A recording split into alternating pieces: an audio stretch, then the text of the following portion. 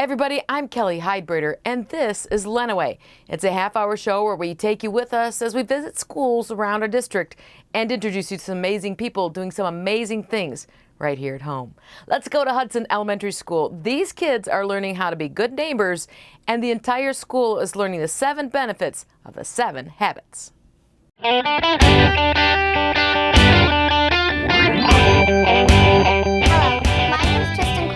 I'm a 5th grader here at Lincoln Elementary. I'm going to be talking to you about the 7 habits. Hello, what is your name? Elizabeth. And can you tell me what your habit is? Think win-win. It's like if you win a race, you don't want to say, ha ha, you lose. You want to say, you did a good job. Come on guys, cheer. Yay! Okay, let's go find another group.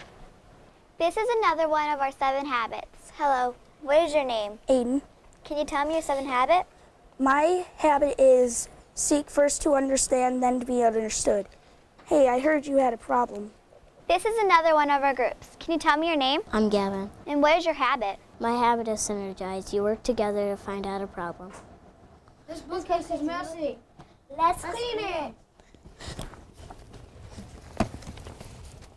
Yeah, guys, we did it! We've just started incorporating the 7 habits into Lincoln Elementary community, and we are very excited about teaching students how they can use the 7 habits in their everyday life and how it has helped them not only academically but socially amongst their peers, and really taking the lead in helping them become independent students and really focusing on becoming good people. We are now in a 2nd grade classroom. We have an author upon us. What's your name? Courtney Waterfall. And what did you do? Wrote a book about how I feel when I dance. And with your help, you always get it right. I'm good at dancing because I love dancing, and when you really love something, nothing can get in the way. When I dance, I wear a special outfit called a leotard. It can be very itchy. Dance is my life, and I'll never give up. Yay! Good job, Courtney! Good job! Well, I like the 7 habits, so I decided to write a song for it. You gotta be proactive, you gotta be yourself, don't judge no one else. You gotta begin with the end in mind, do it all the time. You gotta put first things first, work then play. You gotta think win-win and do it every single day. You gotta follow the 7 habits. Here we are in another 2nd grade classroom. This is their teacher. What's your name? Mrs. Arredondo. Can you show me what your kids can do? We are going to show you the hand signals that go along with the 7 habits. Habit number 1, taking care of me. Be proactive. Habit number 2, starting with a goal. Begin with the end in mind. Habit 3, doing the important things first. Put first things first. Habit 4, everyone wins.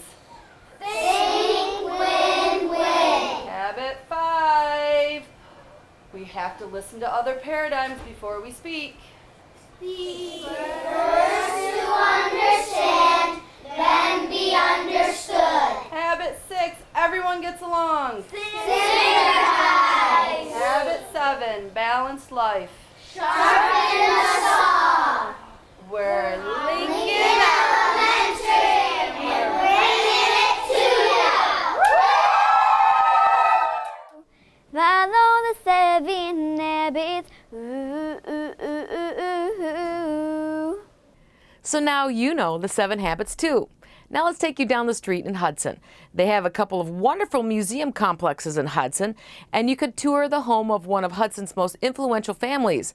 The William G. Thompson House and Gardens is open for tours, and it's really wonderful.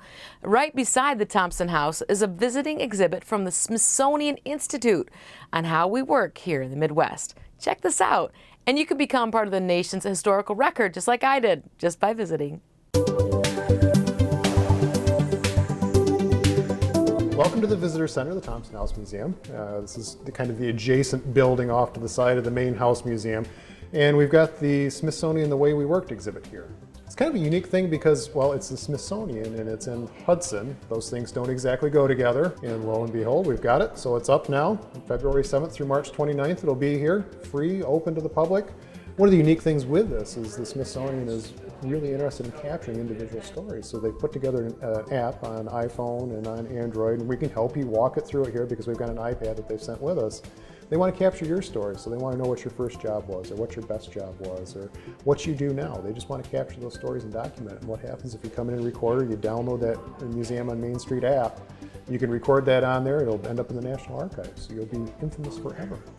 So this is a Museum on Main Street app, and it's a pretty simple thing. You're just going to want to, two things you can do, you can either add your story, or you can listen to somebody else's story. So let's add your story. And you have to sign your life away, you agree to it. And so there's different things you can do, life in your community, but we're really dealing with the way we work. So you just tap that, and it's going to ask for a little demographic information, and then it asks you different questions. What was your first job? What life lessons did you learn at work? What industries are most identified with your area? So I just click it? You just click whichever one you want to do, and then it's going to give you like a countdown 3, 2, 1, and you're just going to take your job. It was an exhibit that they took from the National Archives. A lot of photographs that were taken during the work's progress and throughout the different time frames that Americans have worked, and it was just to document the way Americans worked, some of the projects that they were working on. Put that up as an exhibit. The Smithsonian said, you know, that would be really great to take out and put on the road, put it into the format that you're going to see here when you come and take a look at it. And it's kind of a unique thing that you can look at 150 years worth of work from a national perspective here in Hudson, Michigan. 3, 2, 1. My first job was in Blissfield, Michigan. My name's Kelly Heidfrater, and I worked at the Frosty Boy, which was a little ice cream shop in downtown Blissfield, and it was really fun. I was probably only about 14 years old, and I learned how to make a fancy swirly cone and, of course, banana splits and every other kind of fun ice cream dish you all love, and got to work with my friends. And, of course, living in a small town like Blissfield, you get to meet everyone that comes in, especially after a hot day of playing baseball, and that community is really well known for its baseball. And I just loved growing up in Blissfield, Michigan, and it was a great first job to have, and now I still continue to live in Lenawee County, and I'm a meteorologist now in the Toledo area, and I really still call Lenawee my home. Good. So if you're good with all that, you click the old upload button. Upload. Yes. And it's gone. It's gone. It's divided into kind of 5 major themes. There's kind of an overview panel that you'll look at. Then it breaks down into different areas like why people work, what people work, what they wear when they work, where people work, and then the changing nature of work, so how technology has influenced work. Most people think of Lenawee County, they think of farming.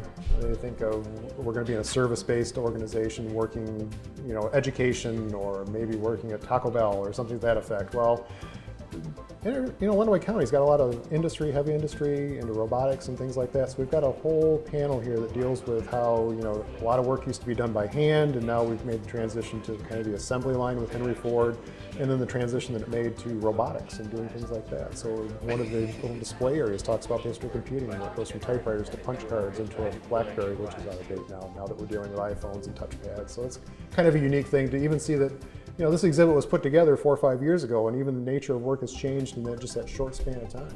You think of industry in Lenawee County, you may think of Adrian or Tecumseh, but actually Hudson has 17 factories that are within the zip code, and that by far and away is the #1 leader in Lenawee County.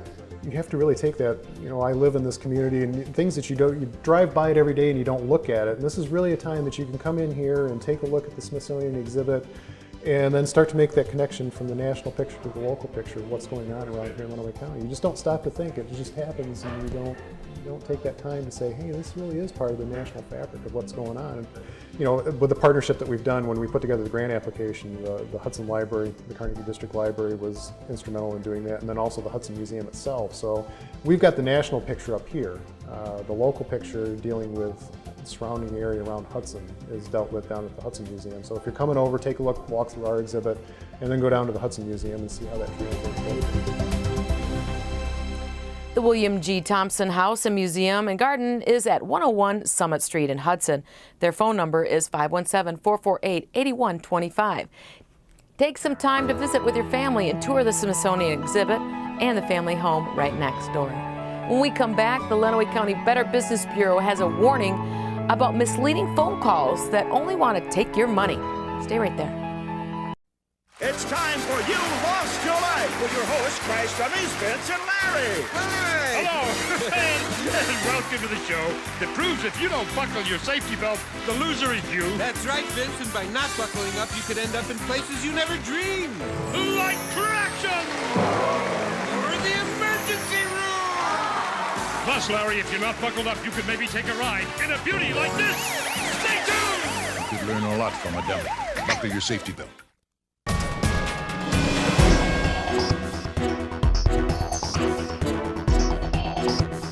Have you ever picked up the phone and heard a recorded message on the other end of the line? Many companies have used Robo calls as a marketing technique, but the Better Business Bureau says they're missing their mark. Dick Epstein of the Lenawee County Better Business Bureau explains.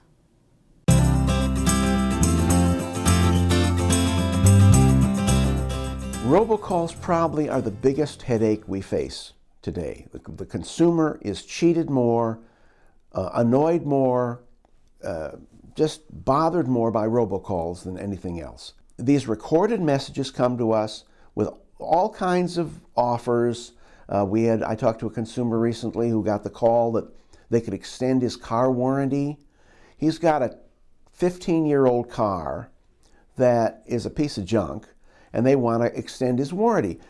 They intentionally want to tell you that they are, or make you think that they're the car manufacturer, when of course they're not. Or we can get you a lower mortgage, or there's all these offers that come to us by robocall. Now, first of all, robocalls on your cell phone are a federal crime. It is a federal law that you cannot robocall people on a cell phone. They don't care because they're crooks. And the Federal Trade Commission prosecutes one robocall company after another and shuts them down one after another. But it's so easy to get one of these auto dialer machines and just start calling people. People say to me, how do they get my number? They don't know who you are. The machines are auto dialing, 21, 22, 23, 24. They don't know who they're calling. They just blast these out by the thousand. Rule is, if you get a robocall, if you can help it, don't answer it. Most consumers, or many consumers I talk to, say, if I get a number I don't recognize on my caller ID, I just let it go into the answering machine. And of course, these machines just hang up. Robocalls are almost always scams. And it's too bad, because there are legitimate organizations that have tried to use robocalling, but a lot of them have gotten out of it because it's got such a bad reputation. And the bottom line is, you don't know who is calling you. You don't know who they are.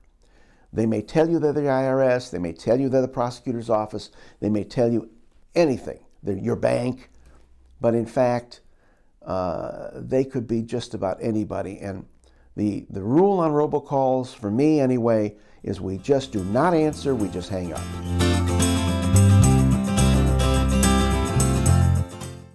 If you want to contact the Lenawee County Better Business Bureau, all you need to do is connect with their website. It's bbb.org, or you can call them at 419-720-7188. Well, applying for scholarships means you need to write an amazing essay. No pressure, right? Right. Well, don't worry. We'll help you write that fantastic scholarship application essay. So grab a pencil and some paper, and I'll be right back.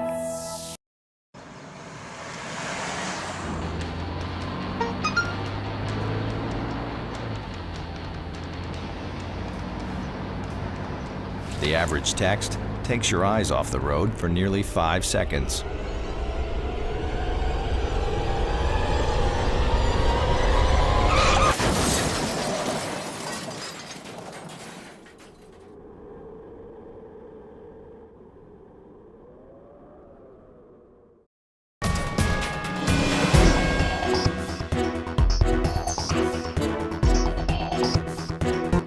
Hi everybody, I'm Kelly Hydebrader. Well, this is scholarship season. If you or someone in your family is going to college, there are many scholarships that could help you pay for it. Many require an essay about your goals, and this essay can be the key to help you get noticed, but the deadlines are coming fast. Our counselor here at the Tech Center shows you how to write a good college essay. So ready to take some notes? Then let's get at it.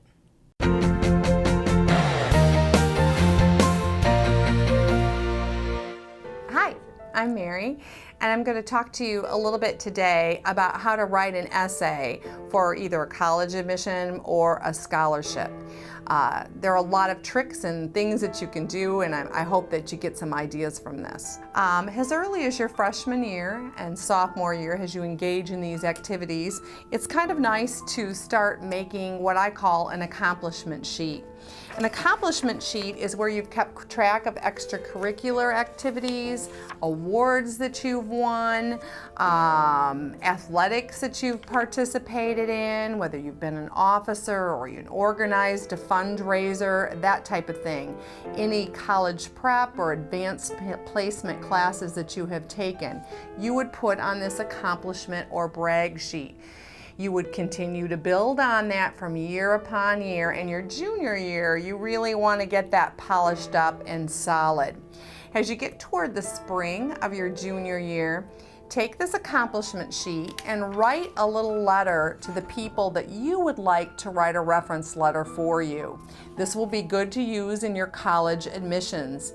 Preparing a letter for the reference people is very helpful. This guides them into your achievements and your accomplishments and what you've done. I personally like that when I get that, because I know the person then, I know what they've done besides how I know them, and then I know how to tailor make a letter, whether it be for admissions or whether it be for scholarships. When you're picking people to write reference letters for you, you will want to pick somebody who's actually seen you organize, participate, volunteer, a community person maybe that you did some work for, a church member, that type of thing. You probably will want to pick a teacher in a strong area of what your major might be. So if you're going into something science oriented, you definitely would want to have a science teacher. So you'll want to get maybe 2-3 teachers, someone maybe you've worked for if you've been employed, some kind of community person who's senior or a coach or someone like that. When writing an essay, and I will include this, there's a lot of tips, you know. The essay is supposed to reveal you. It's supposed to be a way, I know we're not taught to brag, but it's a way to sell yourself. You're competing against a lot of people, so you need to market. Use the essay to show you're a hard worker. Talk about the different things you've done. Don't just talk about, I was president of the National Honor Society. Explain what you did as president. That is more important than holding an office. By the way, don't ever just list NHS, HOSA, FFA. People don't know what those mean. People that are donors that might be looking at something, they would have no idea. So spell it all out so that they know what organization you were in. Use the essay to show what you can do with the opportunity. Why should they give that to you? What are you going to do with $1,000, $2,000? How are you going to make a difference? Are you going to give back to Lenawee County? I bet you are. Tell them how you're going to do it. Use the essay to show your writing skills. I think it's nice to use quotes. I think it's nice to make it genuine, but I also think your writing skills, if not top-notch, you should get the passion out, and you should have those reviewed by people who are really good at looking at them. Your grammar has to be perfect and spot on. So does your application. Things have to be capitalized, online. Some people aren't going to give you a scholarship if you haven't capitalized and somebody else did. So really pay attention to the details. If you're having trouble getting started on a topic or an idea, I strongly suggest going to a quote, Googling in goals, leadership, and finding something that really speaks to you. I'll give you an example. I would use this quote by Ken Blanchard. The best minute you spend is the one you invest in other people. Why, I could turn that into a leadership scholarship quote. I could turn that into a passion for my career and what I want to do. So find something that speaks to you if you need a little start, and use that. Things to avoid in your essay? Well, Don't write what you think somebody wants to hear. Don't write about information that you put someplace else in your application unless you really want to lift it up. Here's one that I have a trouble with. Don't be too wordy. Be specific. Don't use unnecessary words. There's a really cool thing on your computer. It's called auto summarize. If you have to get from a 500-word essay to a 250-word essay, you highlight the whole thing and then it boils down to the main point. I use that a lot because I have trouble with that. Don't simply list your experiences and accomplishments. Yeah, there's a section in the essay where you can plug this in, but don't just list them. You really need to describe. So you were a peer mentor. Well, what did that mean? You worked with 5th graders, you did what? You did this, you did that. So you're a 4-H'er. Okay, lots of people are 4-H'ers. What did you do as a 4-H'er that was really unique? That's what I'm talking about. So be conscientious of that. Get things in a timely fashion. And there's a lot of things that you can skip in the online application and come back to later, but make sure you have crossed your T's and dotted your I's. Go back and relook everything over. Check it out. Make sure everything is perfect. And when someone writes a reference letter for you, send them a handwritten thank you note or give it to them in person because these people have worked really hard for you. And hopefully, after you turn all that in, you'll be able to sit back and actually get some scholarships. I do want to say this. Some people apply and they don't get one because obviously there's only so many to give around. I encourage you to save everything that you have used, continually build your, remember I talked at the start, the kinds of things that you've been doing to set yourself apart from others, the volunteer work and that. And then save that and you can reapply your freshman year of college, your sophomore year, your junior, and your senior.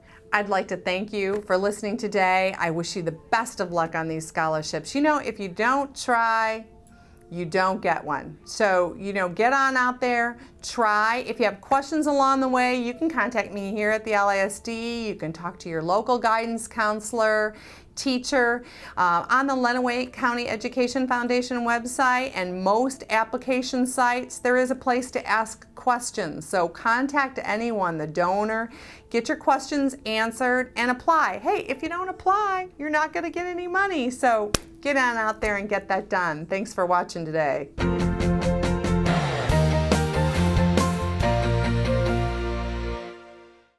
Here's how to contact Mary. You can email her at marytomlin@lisd.us or give her a call here at the Tech Center at 517-265-1672. Well, the kids in the building trades are hammering away on a storage shed. They'll show you how it's coming together, so stay right there. Right, mi cariño. So like I said, everything I learned about cooking, I learned from Grandma's empanadas. Shall we go again? Yep. Mix beef with the onions with the peppers with the paprika with the garlic with the oregano with the cumin. Got it? Got it. Throw in the olives, stir, season, stir again, pour out the flour, roll out the dough, make a circle, drop in a fistful of filling, fold over, press down, and ta-da! Most parenting is hard to do in just 2 minutes. But 2 minutes twice a day making sure they brush is easier, and it could help save them from a lifetime of tooth pain.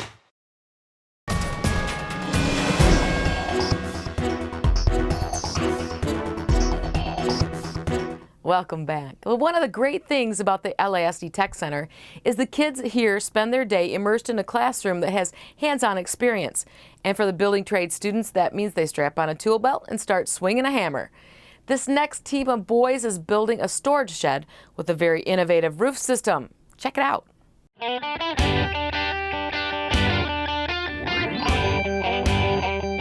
I'm Brock Hayes from Hudson High School. I am in the Building Trades program at LISD Tech Center. And this is our shed that we built as our class project. And here is Andrew Ames telling us about the sheeting. All right, well, with the sheeting here, what we did was we flushed up one side of it to the edge of the building, and we measured it as 7 foot tall and 7 foot wide. But the sheeting doesn't come 7 foot wide. So we did one side, marked the door, cut that out, and then put another piece of sheeting on the other side, and then mark the door and cut it out. And important thing about sheeting is to make sure it stays level, because if it's not level, it will mess everything up. And how did you get this together without having a seam? To get rid of the seam, what we did was we took a Sawzall and we cut out any excess of overlap of it. Make sure it all stays nice and flush. Now we're going over to Grant Sispansky from Blissfield High School. Yep. And he will be telling us about the doors. All right, so what we did was we got the width and the height of it, and we cut 2 pieces of OSB at 2 feet by 6 feet for the doors. And we took 2x4s and cut them 2 inches by 3/4 to put on the inside for support, and so they're stronger. And so when you put hinges or door handles on, you have stuff to screw to. Why'd you choose OSB? Because it's strong, and we're gonna put sheeting over it, so it'll look good when it's done. This is Terry Young from Addison High School, who will be telling us about the roof. This middle layer of wood that we use here is called rough sawed pine. It's basically used for more design because it looks a lot better on the outside of a house or shed. We're building trades and we're bringing it to you.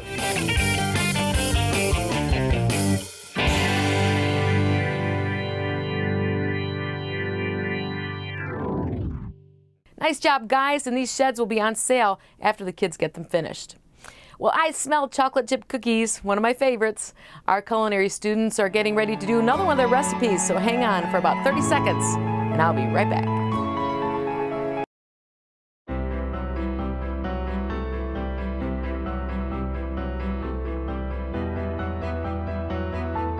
Body language can tell you all sorts of things. Like someone is having a stroke. Know the sudden signs. Learn fast. Face drooping, arm weakness, speech difficulty. Time to call 911 and get them to a hospital immediately. Learn the body language and spot a stroke fast.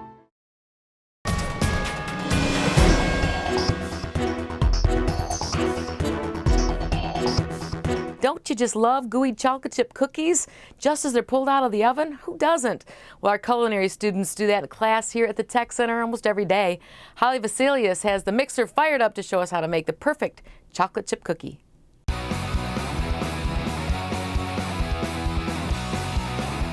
Hi, I'm Holly Vasilius. I'm a second-year student here in the culinary arts class. I'm from Adrian High School. Today I'm going to be teaching you about the creaming method through making chocolate chip cookies. For chocolate chip cookies, you'll need several ingredients. One ingredient is pastry flour, baking soda, salt, 1 egg, vanilla extract, and brown sugar and granulated sugar, chocolate chips, and butter. One distinct factor of the creaming method is how the butter is incorporated. And you need your butter at room temperature, which means your finger should go into the butter, but not be melted like this butter. Because if there's any melted, it will mess up the entire process. You also don't want your butter solid, because that will not even mix. So the first step in creaming is to take both of your sugars and mix them in a mixer with a paddle with your butter. And this is actually the part of the process that is creaming. So you want to put that on medium speed for about 5 minutes.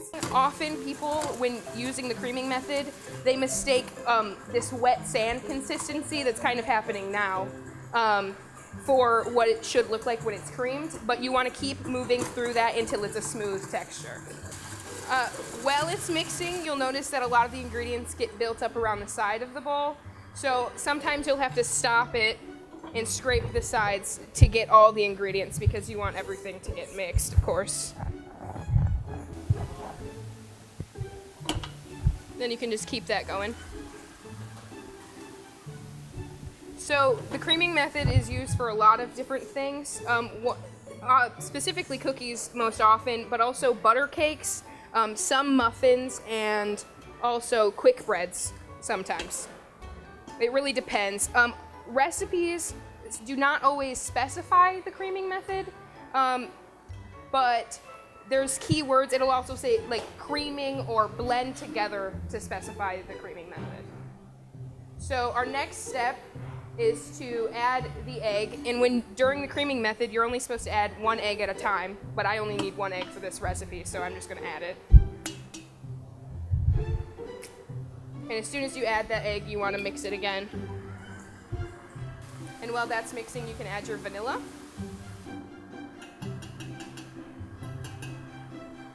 And and after a while that'll really start to look like a cookie dough rather than a batter. While this is mixing, I'm going to mix together my dry ingredients, which you can either sift them all together or you can just put them in a bowl together, which is what I'm gonna do. You just stir it with a fork, make sure that it's pretty much all mixed. And when your egg and your vanilla are all done being stirred into your sugars, you can add that. So this is pretty much mixed, so I'm gonna go ahead and add my flour. Oh, and my other dry ingredients, it's not just flour now. It's important when using the creaming method, I don't have any liquid ingredients, but it's important to alternate ingredients if you're using a liquid ingredient to prevent curdling of whatever product you're making. So when your batter's all mixed, you don't want any lumps of flour or any kind of, like, if you're baking soda tends to stick together. You don't want any clumps of that in there. So just make sure it's evenly mixed before adding any flavorings or chocolate chips like we're gonna be adding. So now that this is pretty much all mixed, you can take this off of here, clear this paddle, and then our last step of making the dough is to fold in any toppings. So you just add your chocolate chips and then fold them in. So now that that's done, you can finish and scoop them onto your plate.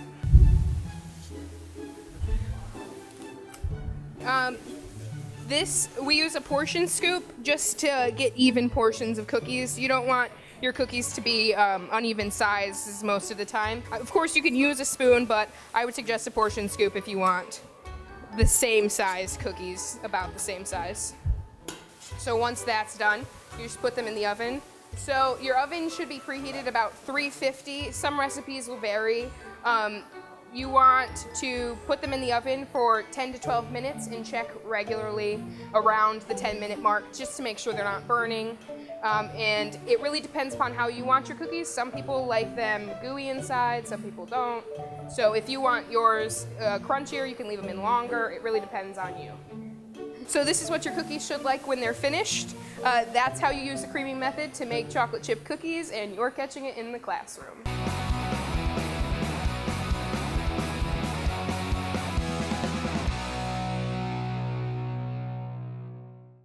Those look fantastic. Nice job, Holly. When we come back, we're going to take you back here to the Tech Center and show you how some of our classes work together.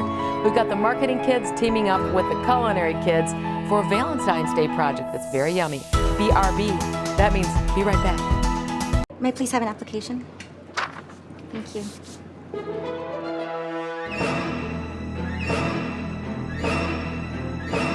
Skip the drama. Get your diploma. Find free adult education classes at finishyourdiploma.org.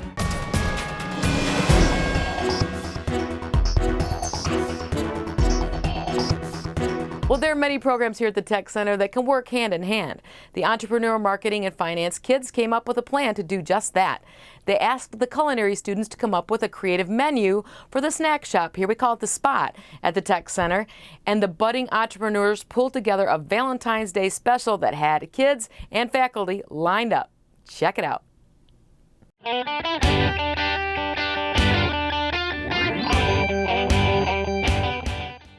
Hello, my name is Ernesto Dominguez. I'm from Madison High School, and I'm part of the LISD Tech Center, Entrepreneurship, Marketing, and Finance.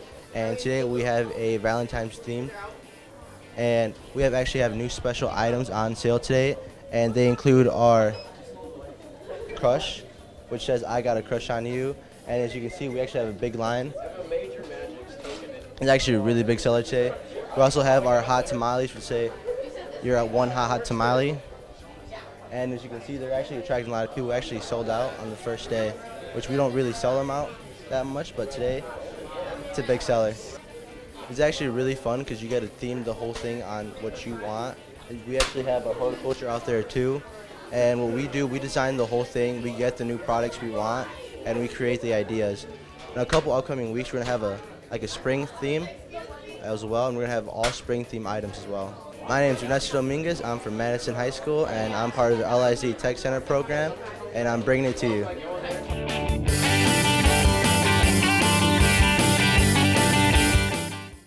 That was pretty and fun. Nice job. Well, that's our show. Thanks for sharing time with us.